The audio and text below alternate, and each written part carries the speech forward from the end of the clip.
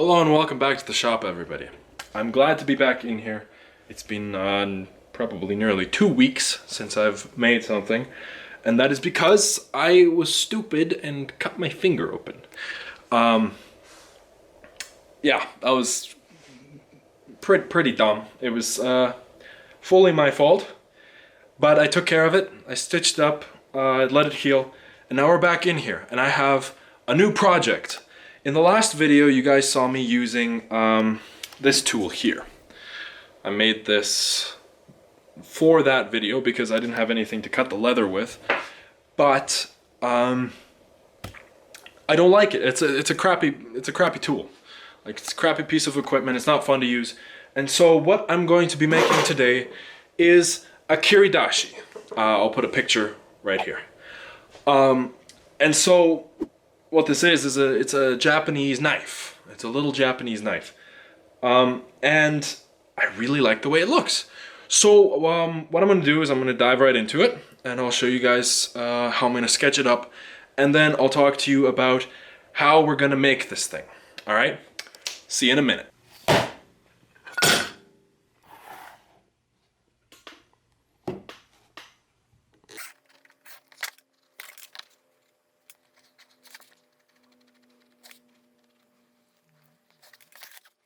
Alrighty, so for this project, we're going to be using the remains of this old broken file. Because I'm a klutz and I drop them sometimes and then they shatter, and it's not good. What I would like to show you guys is how annealing and hardening metal works. So, I mean, obviously you guys know, files are very hard. That's why they break so easily. So if I try to use this file and file this broken file, it's not going to work. The file is just going to skate right off of it because they're the same hardness. So this one can't bite into this one. However, if we take this mild steel, let me show you guys this corner here. See, it's a very nice and sharp corner. And I file it. Because this metal is way softer than the file, I can file it. Okay, so what we want to do is we want to make it so that this metal is as soft as this metal. Now, metallurgy is very complicated and it takes quite a while to explain, but I'll try to summarize it quickly. So this is low carbon steel, right? That means the carbon content trapped inside of the steel is very low as compared to this, which is high carbon steel or tool steel. Usually most tools are made out of something like this. And so the difference is that the carbon in this metal, when we heat this up and then quench it in water or oil very quickly, the structure of the metal shrinks and crystallizes, right? So you can't really see on this end, but on some pieces of metal, once they're crystallized and you break it, you can see the crystalline structure that gives it strength and holds it together. So this, we can heat treat or harden it as much as we want. It's never going to be very hard because it just doesn't have the carbon content. But this file, since it's high carbon steel, we can heat treat this and then harden it, and then it'll be super hard. Or we can heat treat it the opposite way, where we heat it up and then let it cool down naturally and on its own time, and that will take the stress out of the steel. Essentially, think of the crystal structure just relaxing, right? Relaxing and allowing the steel to bend. Imagine if I could bend this. Right? So we basically let the steel relax its structure so we can work on it, and then afterwards we heat treat it again to make it solidify its structure again. And that way we'll have a hardened blade.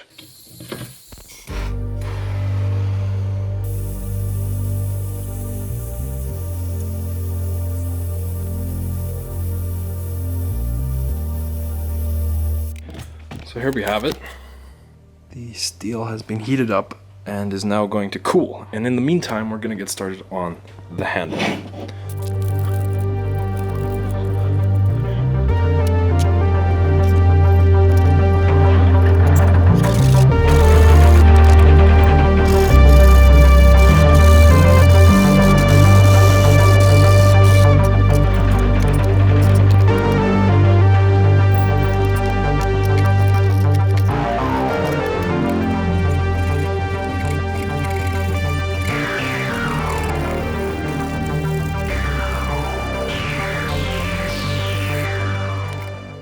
the file has been annealed, at least hopefully. Now we'll try it again. Oh, look at that. The file bites. You see that? There we go. Success. Okay. I will draw our pattern onto here and then we will begin cutting it out.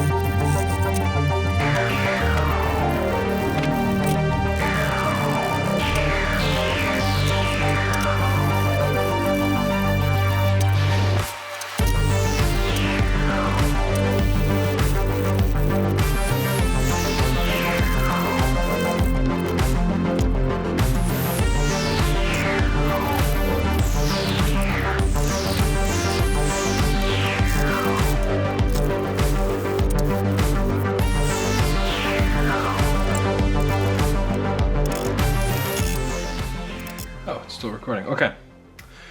All right. So I kind of hate the way the handle's turning out. I don't know. I got the scales for the handles prepped, and I don't know. It just looks clunky. I don't like the way it fits. I don't know. I'm just not happy with it. The wood split, so I had to cut the back off. It's just I don't like it. I don't like it.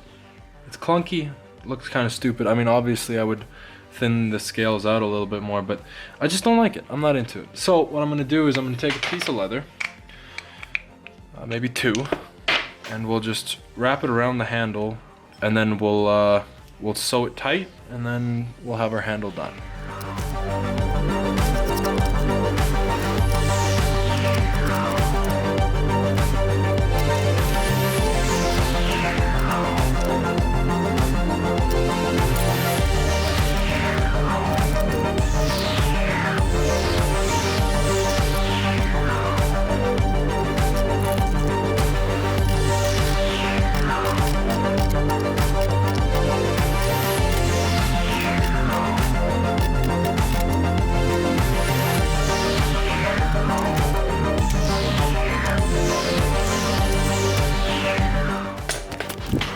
I nearly forgot. I just realized. We still need to heat treat this before we can put the handle on, or else like we burn the handle. So we'll do that real quick. I'll get it set up.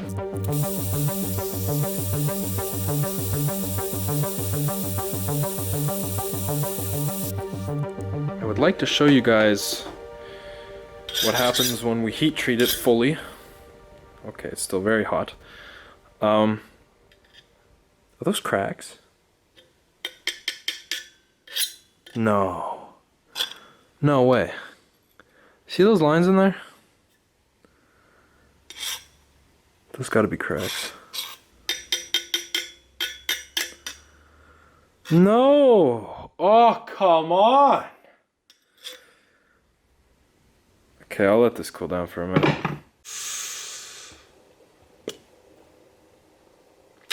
Alrighty, so I got some bad news. The heat treat revealed some cracks. See those 3 lines? Let me get my finger in there. There's 3 little lines right here. You see them? Those are cracks, and it's hard to see, but there's some in the tip as well. I noticed while I was heating the thing up, I could see a difference in color where the crack is, because one part or one side of it heats up more and then glows brighter. And so I figured that's what it was while heat treating. So from what I can tell, it seems to be that these cracks have been in the metal right from the start. So, I mean, this thing's basically junk at this point, which really sucks, because we've put probably 6 hours into this already. So what I think I'll do is I'll finish the handle, I'll show you guys how I do that, and then maybe we'll just smash it.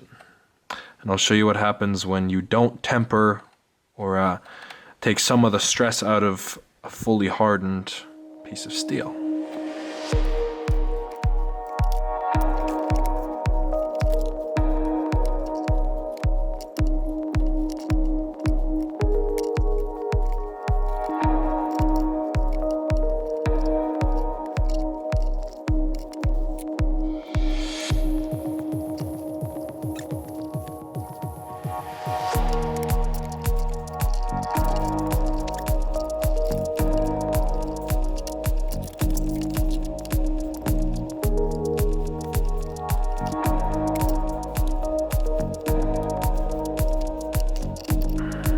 How it would have looked if this thing wasn't completely useless.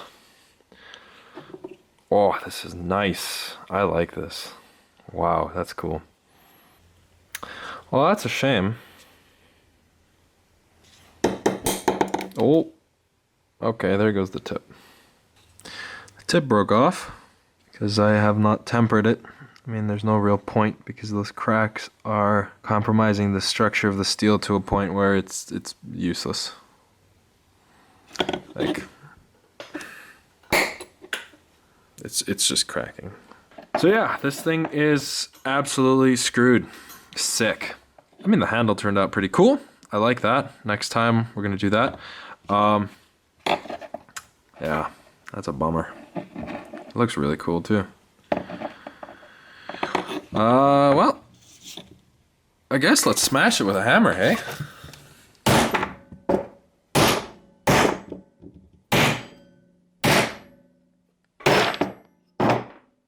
Oh.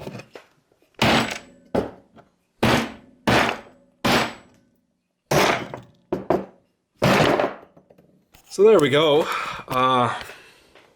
That's a cool project. Straight into the dump. I'll see you guys next time, I guess. You guys didn't actually think I was gonna end on that. We're gonna make this thing again. And we're gonna use proper 01 tool steel this time, not some file. So it won't crack. And we're gonna speed run this bad boy. So, let's go.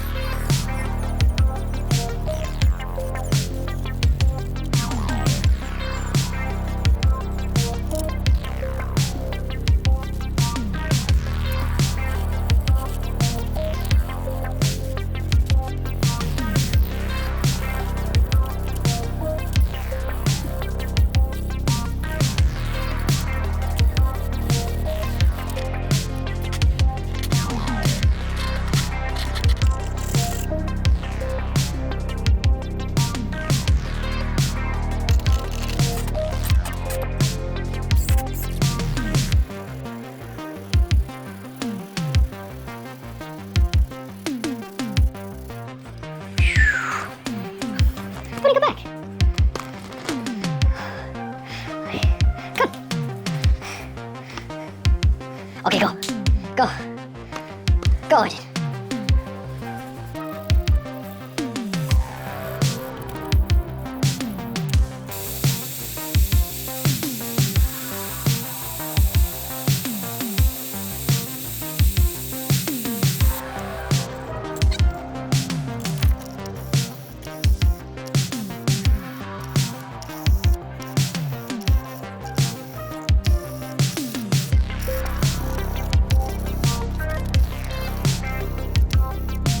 Okay, so heat treating, as we talked about earlier, hardens the steel, right? So what we did was we hardened the steel, but now it's too hard, because if I were to drop this on the floor, it would shatter like the last one did.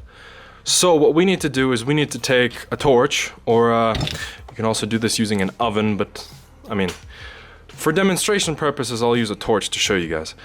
And what we're gonna do is we're gonna lightly heat the edge until it reaches a straw color. Now, while I was grinding, you guys probably saw that the metal started changing color. And that's because the metal started heating up to the point where it was oxidizing, and that rainbow color, not rainbow, it's, I'll show you.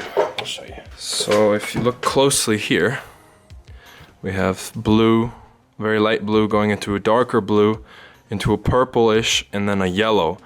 And this straw color right here, this yellowish straw color, is what we're shooting for, because that's right where it starts annealing, and once you get into the blue, it's pretty soft.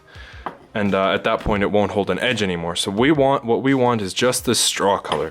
And I think what I'll do is I'll heat this part of the blade and then just let the color kind of drift over, so that way this part is as soft as we can get it, and the blade is as hard as we can get it without it being too brittle.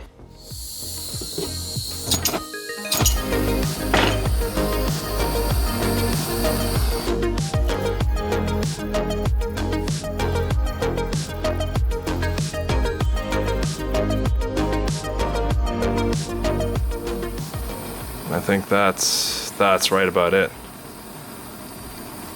Very nice. Okay, there you have it. You see, we got the blue here, right? That's what I was talking about.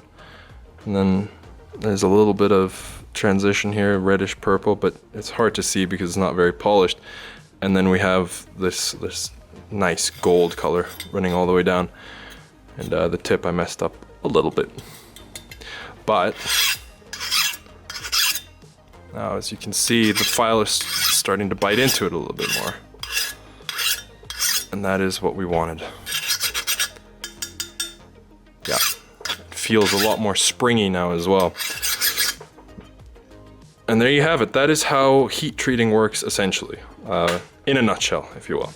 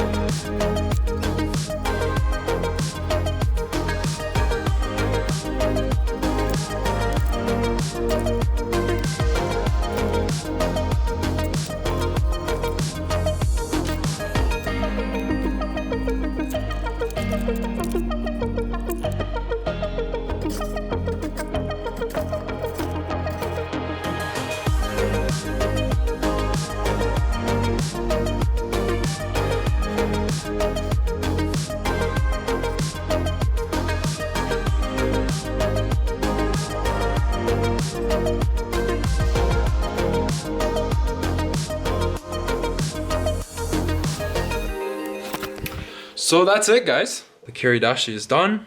Very nice little thingamabob. I'm excited to finally have a decent knife in the shop. I couldn't leave you guys hanging on that failure from yesterday, so we made a new one. And I'm more satisfied this way too, because then I can say this project is wrapped up and done, and not just, oh, I need to do that another day. But yeah, that's it. I hope you guys enjoyed it. If you liked the video, like it. Comment, subscribe, all that good stuff. And hope you guys have a good day. I'll see you guys next time. Bye-bye.